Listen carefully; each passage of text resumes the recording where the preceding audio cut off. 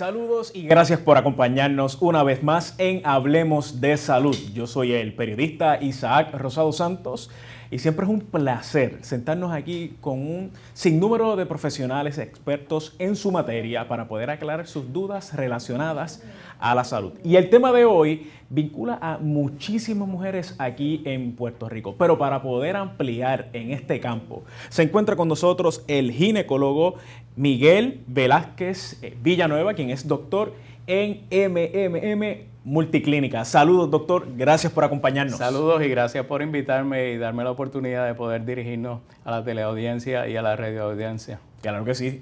Bueno, doctor, hay una condición que afecta a muchísimas mujeres aquí en Puerto Rico y lo destacábamos ya en la introducción de este espacio y hablamos de la incontinencia urinaria. Yo sé que es un término que muchísima gente ha escuchado a diario, pero queremos empezar definiendo qué es esta condición.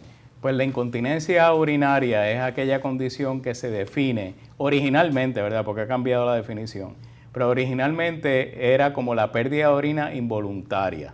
Okay. La Sociedad Internacional de Continencia, obviamente, en los últimos 30 años ha expandido esa definición a incluir aquellas disfunciones urinarias que se producen como consecuencia de la incontinencia urinaria.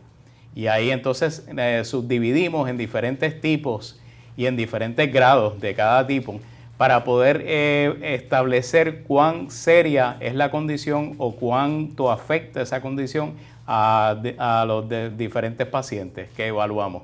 Claro. Repasaba dentro de mis notas que hay varios tipos de estas condiciones. ¿Cuáles son y cómo se diferencian? Correcto.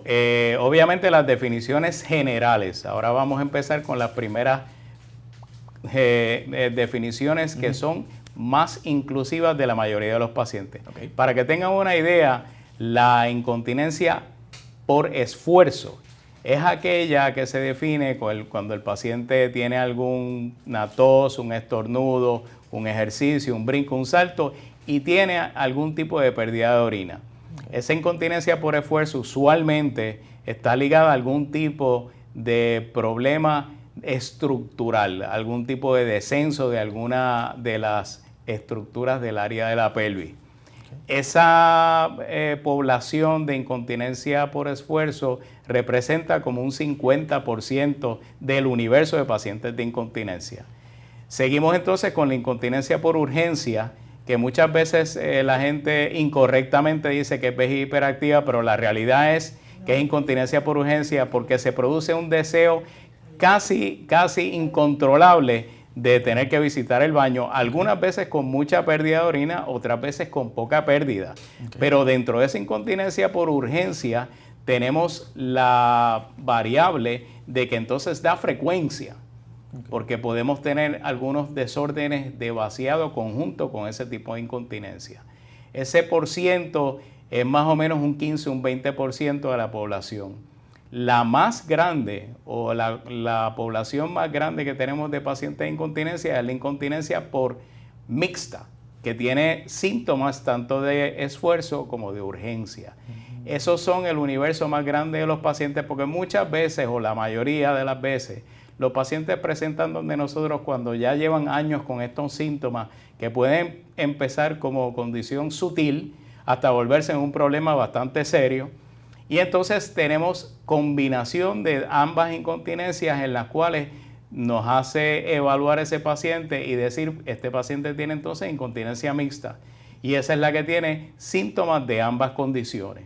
Ok, entonces ya habiendo definido estos términos, la incontinencia urinaria en la diversidad de tipos que presenta, se ve mayormente, y ya segmentándolo a las mujeres de la edad adulta, o se puede comenzar a ver desde antes. Eso es una muy buena pregunta, porque hoy en día ya cambiamos ese paradigma que había originalmente, que era solamente un problema de señoras mayores. La realidad es, y la estadística, ya hay una estadística mundial que establece que en las edades de 25 a 50, una de cada 3 mujeres puede tener problemas de incontinencia o prolapso relacionado a la incontinencia. Wow. Cuando subes a las edades de 60 en adelante, un 80% de la población de mujeres puede tener problemas de incontinencia asociados o no a algún tipo de prolapso. O sea que es una condición de salud pública seria, porque estamos hablando que es un porciento bastante grande de las mujeres y tenemos las estadísticas de Estados Unidos. En Puerto Rico obviamente los números se parecen, lo único que varía en Puerto Rico es que la población de mujeres más jóvenes tiende a ser un porciento mayor que en Estados Unidos, por diferentes factores que los vamos a mencionar en brevemente. Ok, ya entonces, para quienes nos sintonicen a esta hora, ¿cuándo es que se comienzan a ver esos primeros síntomas? Como una persona que nos esté sintonizando puede decir, oh, tengo que levantar bandera y debo de por lo menos verificarme si lo que estoy sufriendo es incontinencia urinaria. Correcto. Es, como yo dije anteriormente, son síntomas sutiles. Al principio empiezas a tener uno que otro escape esporádicamente. Puede ser tanto de urgencia o puede ser tanto con esfuerzo. Puede haber un aumento en la frecuencia. Te das cuenta que caramba, oye, antes yo iba al baño 2, 3, 4 veces al día y ahora estoy yendo 10, 8, 12 veces al día. Ajá. O sea que pueden ser síntomas variables y sutiles, ¿verdad? O me levanto por la noche y cuando antes yo no me levantaba. O empiezo a tener algunos escapes que ni tan siquiera me estaba dando cuenta. O cuando voy al baño siento que vacío y me levanto y vuelvo y tengo que volver para atrás porque no vacié completa. O sea que son síntomas que te alertan que hay algo que no está funcionando bien en términos de esa contracción del músculo de la vejiga o de las estructuras del área pélvica. Son síntomas que se salen de la norma de cómo tú originalmente funcionabas anteriormente. Y cabe resaltar también que esta condición afecta a las mujeres, pero también afecta a los hombres. Doctor, en lo que usted ve y según las estadísticas de las que estamos hablando, ¿esta condición se presenta más en hombres o en mujeres? En las mujeres está muy por encima de los hombres. Lo que pasa es que el síndrome de los hombres es bien diferente. Okay. Tiene mucho que ver con el agrandamiento de la próstata. Okay. En las mujeres con lo mucho que tiene que ver es con los problemas estructurales del área pélvica que van a ocurrir o más temprano o más tarde, depende de la condición de cada paciente individual. Claro. Por ejemplo, también me llama mucho la atención porque hay personas que aguantan, por ejemplo, desde tempranas horas de la mañana, ingieren varias botellas de agua y llega un momento siguen acumulando y sienten esta sensación de urgencia. Eso no significa entonces que tengan incontinencia urinaria. Correcto. Obviamente si ingieres más líquido vas a tener más producción de orina y por lo tanto pues obviamente vas a visitar el baño más a menudo. Ahora hay otras condiciones que no tienen nada que ver con incontinencia y que te pueden dar síntomas parecidos. Por ejemplo, aquellas personas que pueden estar empezando a desarrollar diabetes, por ejemplo, eso también va a aumentar la frecuencia urinaria y la producción de orina una vez que el nivel de azúcar pues llegue a unos niveles bastante altos. Personas que ingieren algunos tipos de medicamentos nuevos en los cuales tengan diuréticos, por ejemplo, eso definitivamente va a aumentar la producción de orina y te va a dar más urgencia y más frecuencia. En algunos casos, si tratas de aguantar más de la cuenta, pues puedes tener escape, pero un escape ocasional con unos factores como los que ya he mencionado, gente que tiene infecciones de orina, por ejemplo, o que ha tenido una infección de orina, ocasionalmente, pues también puede darte unos síntomas parecidos y no necesariamente quiere decir que estás padeciendo de algún síndrome de incontinencia. O sea que hay otros factores que pueden interferir en el patrón, en cómo se comporta la vejiga y no necesariamente tiene que ser que tienes incontinencia o algún tipo de prolapso asociado a ella. Claro. Sí. Ya cuando entonces se puede diferenciar el hecho de que una persona tenga quizás estos escapes de manera aislada a cuando ya lo ve un poco más frecuente, ¿cuándo usted entiende que la paciente, en este caso que estamos hablando, debe de recurrir a algún profesional en la área? Cuando tú notas un cambio en el patrón urinario que es suficiente como para tú tener que cambiar tu manera de vivir, eso ya son unos indicios de que tienes que buscar ayuda. Por ejemplo, en el caso de las mujeres que tienen incontinencia por esfuerzo, que es aquellas que tienen escape cuando tienen alguna tos, estornudo o brincan o saltan o hacen algún ejercicio, cuando vas al gym tienes que llevar una toalla sanitaria porque obviamente tienes miedo de que vas a tener escape. Cuando vas a la iglesia entonces tienes que estar mirando dónde están los baños porque sabes que vas a tener que levantarte en medio del servicio. O, por ejemplo, por la noche, tú tratas de acostarte del lado que está más cerca del baño porque sabes que te vas a levantar varias veces al baño. Este tipo de o en una infección de orina cuando tú nunca tenías en tu vida y tuviste una y después tuviste una segunda. O sea, estos factores son los que te llevan a buscar ayuda de un profesional específico en términos de tratamiento de incontinencia o diagnóstico de incontinencia, como es en este caso. ¿Y cuáles son esos profesionales entonces dentro de su materia que atienden este tipo de condiciones? Correcto. Nosotros anteriormente, ¿verdad? Tradicionalmente, hace muchos años, solamente eran los urólogos los que podían trabajar estas condiciones. Okay. Pero en los últimos 40 años, dentro de la rama de ginecología, hemos desarrollado unas especialistas que se concentran en el desarrollo, en el tratamiento diagnóstico de incontinencia, que se llama uroginecología o cirugía pélvica reconstructiva. Esto requiere obviamente un entrenamiento adicional en el cual pues se concentra en el término de las estructuras pélvicas, cómo es que interaccionan esas estructuras pélvicas para darnos el mecanismo de continencia a través de una teoría que se llama la teoría integral, que es la que nos dice cómo es que todos los músculos del piso pélvico actúan para la continencia. Todos lo tomamos ¿verdad? Ya por sentado que vamos a tener continencia, pero el tener continencia es un problema bastante complejo porque no tan solo son las estructuras del área pélvica, sino que el sistema nervioso central, los nervios de la espina dorsal, o sea que hay muchas áreas en las cuales puedes tener problemas que interfieran con la continencia y por eso nosotros como profesionales de esa área nos entrenan para saber y poder tratar todo ese tipo de problemas en cualquiera de los sitios donde puede haber una complicación que lleve a tener incontinencia. Ya entonces cuando la paciente busca la ayuda con uno de estos profesionales que usted destaca, ¿cómo se diagnostica la incontinencia urinaria? Bien importante, en medicina hay un corolario que es básicamente para todos los profesionales de la salud de medicina, que el historial es bien importante. Okay. Y en el historial tú vas a poder identificar esos cambios en patrón que has tenido anteriormente o que mencionamos anteriormente, número 1. Número 2, el examen físico. Nosotros, la Sociedad Internacional de Continencia, ha desarrollado un sistema de grados de examen físico para nosotros poder establecer aquellas estructuras en el área vaginal o del piso pélvico, poder desarrollar un sistema de números. Son 8 diámetros diferentes que nosotros medimos y le ponemos números y de acuerdo a esos números podemos determinar cuán serio puede ser ese problema y si puede estar contribuyendo al desarrollo de incontinencia. Número 2, tenemos unos sistemas de diagnóstico a través de un estudio urodinámico, que es un estudio computarizado en el cual nos dice y nos da como un electrocardiograma del músculo de la vejiga y de la uretra y nos dice cómo se están comportando, con cuánto se llena la vejiga, cuán rápido orina, si la válvula está intacta o no. O sea que son números también otra vez, algo que tú puedas cuantificar para entonces darle importancia al problema con esa cuantificación.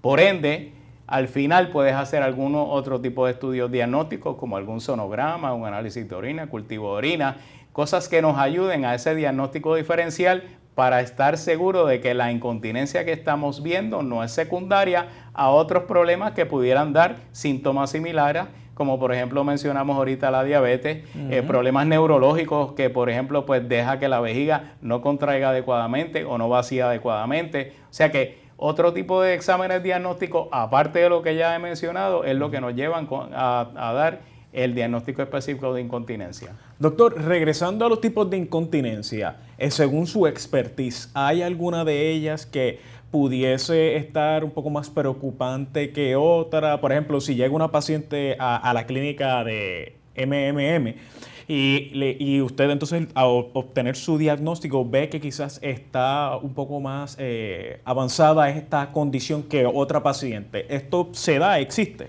Sí, no, obviamente dentro de la incontinencia tienes, por ejemplo, la incontinencia por esfuerzo, ¿verdad? Que es la más común que hablamos ahorita. Hay los pacientes que tienen incontinencia tipo 3, que ese es el tipo de incontinencia por esfuerzo más severo, porque no hay ningún tipo de integridad de la capa muscular que cubre el área o el mecanismo de incontinencia. Y esas son las más difíciles porque tú tratas de hacer varios tratamientos y los porcientos no son tan alentadores.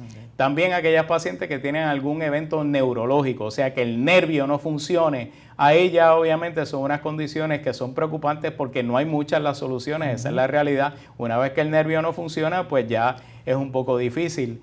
pacientes que tienen neuropatía, por ejemplo, como los diabéticos que desarrollan neuropatía, que quiere decir que hay un daño al nervio del área de las extremidades, puede ser el mismo nervio del área pélvica que también contribuya a un desarrollo de una incontinencia severa y que para el cual pues no hay mucha, no es muy alentador, la verdad, los tipos de tratamiento que tenemos hoy en día.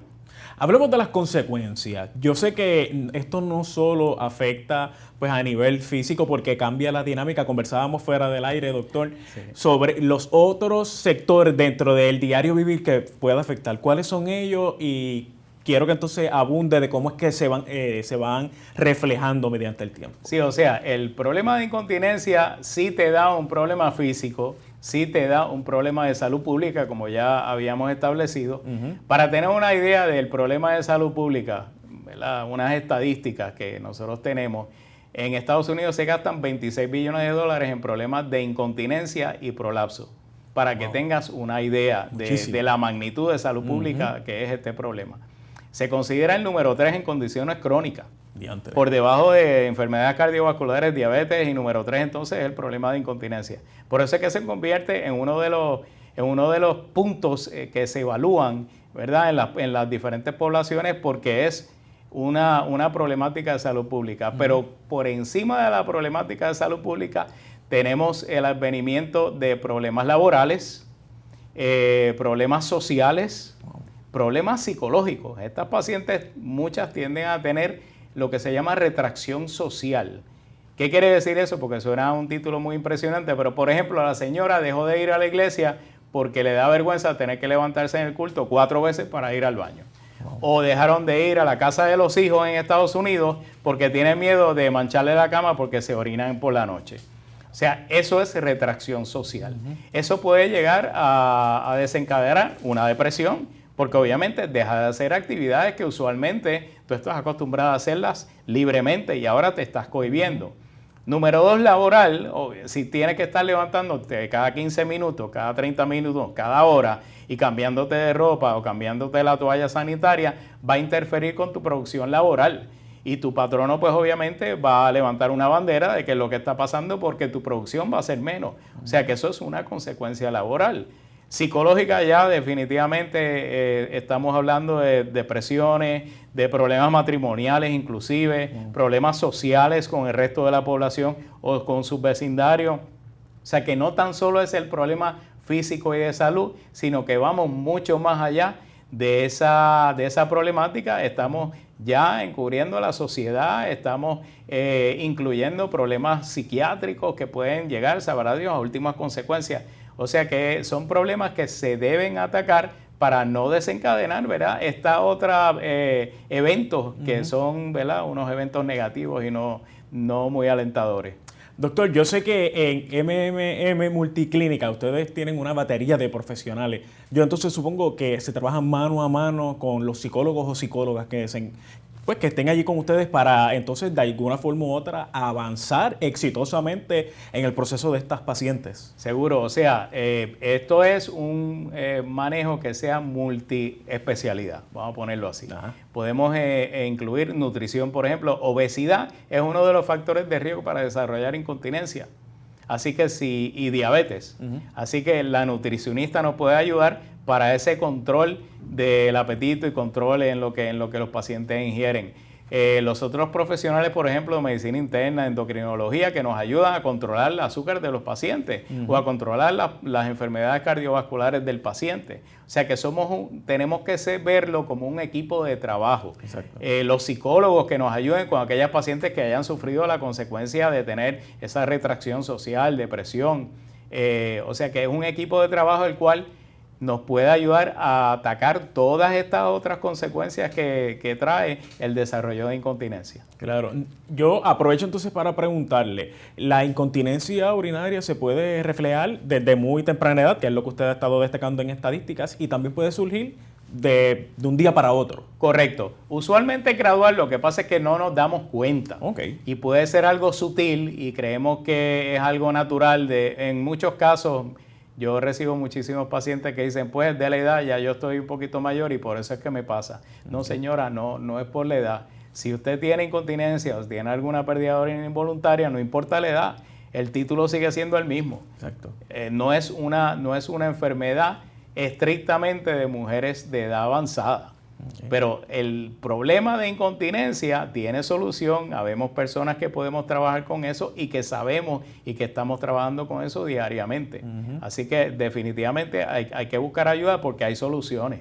En esa misma línea, doctor, no buscar ayuda a tiempo pudiera de alguna forma u otra retrasar el proceso de esta condición. Definitivamente, que fue lo que establecimos anteriormente. La mayor parte de los pacientes que yo evalúo nos llegan al centro de incontinencia con problemas de incontinencia mixta. Quiere decir que yo tengo un paciente que tiene dos condiciones a la misma vez. Tiene incontinencia por esfuerzo y tiene incontinencia por urgencia, o tiene incontinencia por esfuerzo y vaciado incompleto. O sea, se me hace más difícil a mí y al paciente poder llegar a establecer un tratamiento finalmente para curarle la condición, porque en vez de trabajar con una condición tengo dos o tengo tres en algunos casos.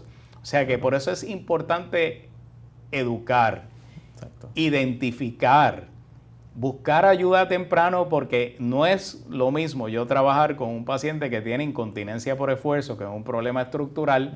Hicimos el tratamiento que íbamos a hacer y se acabó un 92% de las veces, lo más seguro, se corrige con una cirugía mínimamente invasiva. O por ejemplo, tiene incontinencia por urgencia, tiene un músculo detrusor hiperactivo, pues le damos medicamentos y en 2 meses se acabó el problema. Y obviamente con modificación de comportamiento. Eso es mucho más sencillo que un paciente que tiene las dos condiciones o las tres condiciones a la vez, incluyéndole el vaciado. O sea que por eso es importante buscar ayuda temprano y buscar ayuda en el sitio adecuado. Es importante tener en consideración de que nosotros hemos establecido, por ejemplo, los centros de incontinencia. Un centro de incontinencia lo que conlleva es que tienes el personal adiestrado para trabajar con ese paciente de incontinencia. El médico que te está evaluando está especializado en incontinencia, o sea que sabe todos los diagnósticos, sabe todos los tratamientos que están disponibles y sabe cómo llegar últimamente a curar la condición. Estos centros de incontinencia usualmente, o como los tenemos diseñados, en una sola visita podemos decirle al paciente el plan de acción, porque los examinamos fijándonos en el problema de incontinencia. Hacemos el estudio diagnóstico de urodinamia en la misma visita. El médico lo interpreta inmediatamente y se sienta con ustedes a discutir el plan de tratamiento y los diferentes diagnósticos a los que llevaron esos estudios que hiciste ¿verdad? Anteriormente. O sea que en una sola visita ya tienes tu solución. No es que se va a solucionar el problema en una sola visita, pero te puedo decir cuáles pueden ser las soluciones o cuáles son tus diagnósticos y cómo podemos ayudar. Ese centro de incontinencia, como en Estados Unidos se ha establecido, en Puerto Rico lo tenemos. Ahora mismo contamos con el centro de incontinencia en la Torre de Plaza de las Américas, Suite 705, y en la Multiclínica de Atorrey, de Triple M.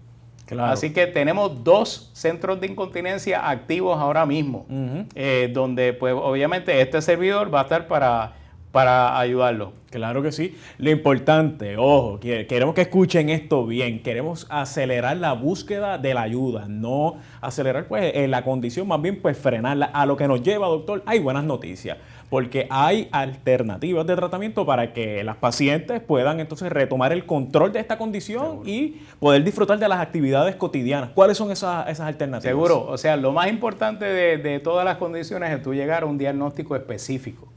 Una vez que tú llegas a este diagnóstico específico, entonces ahí tienes todos los tratamientos.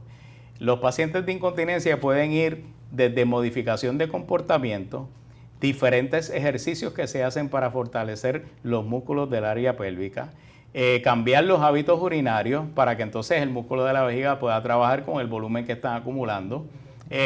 Podemos ir también en cirugías mínimamente invasivas, cirugías que son vaginales, cogen 15 minutos, son ambulatorias, se los hacen, se van para su casa y en su casa están caminando normalmente. O sea que tienen una recuperación mínima con antiinflamatorios, no utilizan ni medicamentos para el dolor prácticamente. O sea que tienes hoy en día muchas soluciones sencillas, mínimamente invasivas, si se detecta a tiempo.